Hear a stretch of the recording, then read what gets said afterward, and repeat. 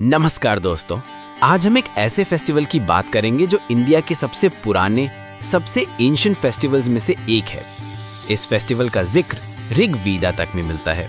एक ऐसी पूजा जहां हम सीधे सूर्य देव यानी सन गॉड और उषा देवी यानी भोर की देवी, द गॉडेस ऑफ डॉन की उपासना करते हैं। हम बात कर रहे हैं छठ पूजा की। पुराणों की माने तो इसकी शुरुआत से जुड़ी कुछ बहुत इंटरेस्टिंग कहानियां हैं। एक कहानी है कर्ना की, वही कर्ना जिसे हम सूर्य पुत्र के नाम से जानते हैं, son of the sun god and Kunti. कहा जाता है कि कर्ना हर दिन बिना रुके सूरज की उपासना करते थे और माना जाता है कि छठ फेस्टिवल की परंपरा, इसकी ट्रेडिशन वहीं से शुरू हुई। एक और किस्सा पांडवों से जुड़ा है।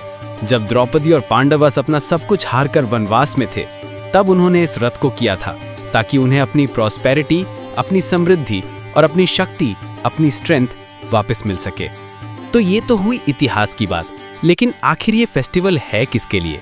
इस फेस्टिवल का स्पिरिचुअल कनेक्ट क्या है? छठ पूजा सूर्य देव और उनकी पत्नी उषा, जिन्हें हम प्यार से छठी मैया भी कहते हैं, उनको समर्पित है। भक्त यानी डिवोटीज सूरज को ही जीवन, एनर्जी और हेल्थ का सोर्स मानते हैं।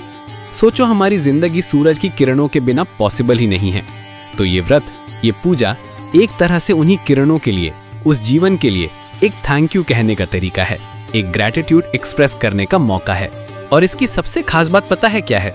इस दिन अस्तचल सूर्य यानी डूबते हुए सूरज और उदयमान सूर्य यानी उगते हुए सूरज, दोनों को अर्घ्य दिया जाता है, यानी ऑफर किया जाता है।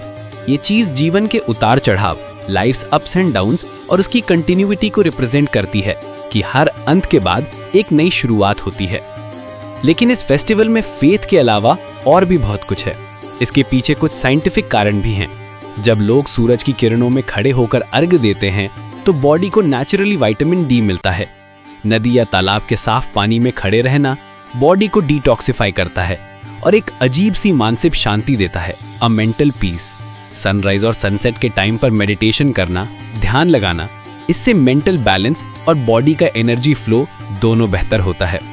और एक और बहुत जरूरी बात, ये फेस्टिवल दिवाली के ठीक बाद मनाया जाता है और इसके जरिए एनवायरनमेंट को साफ करने का, पानी के सोर्सेज को, नदियों को, तालाबों को क्लीन रखने का एक साइलेंट मैसेज भी मिलता है।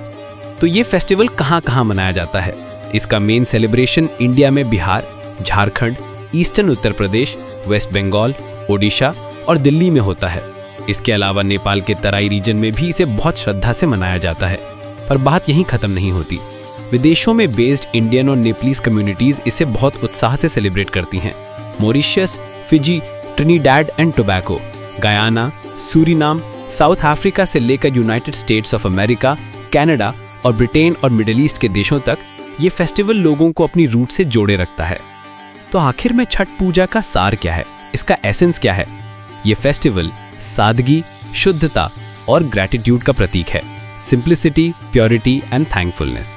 इसमें ना तो कोई मूर्तियों की पूजा होती है और ना ही कोई बहुत बड़ी साज सज्जा। ये तो इंसान और प्रकृति के 5 तत्वों, पृथ्वी, जल, अग्नि, वायु और आकाश के बीच के बैलेंस को दर्शाता है। ये फेस्टिवल हमें नेचर के साथ हार्मनी में रहना, साफ सफाई, डिसिप्लिन और फेथ का मैसेज देता है। ये एक याद दिलाता है कि हमारी एग्जिस्टेंस नेचर से जुड़ी हुई है और हमें उसकी रिस्पेक्ट करनी चाहिए। तो अगली बार जब आप उगते या डूबते सूरज को देखें तो शायद एक पल के लिए छठ की स्पिरिट को जरूर याद करें। एक moment of pure simple connection. और आखिर में आपसे ये अनुरोध करता हूं कि कृपया कर मेरे इस चैनल को लाइक, सब्सक्राइब, शेयर और कमेंट जरूर करें।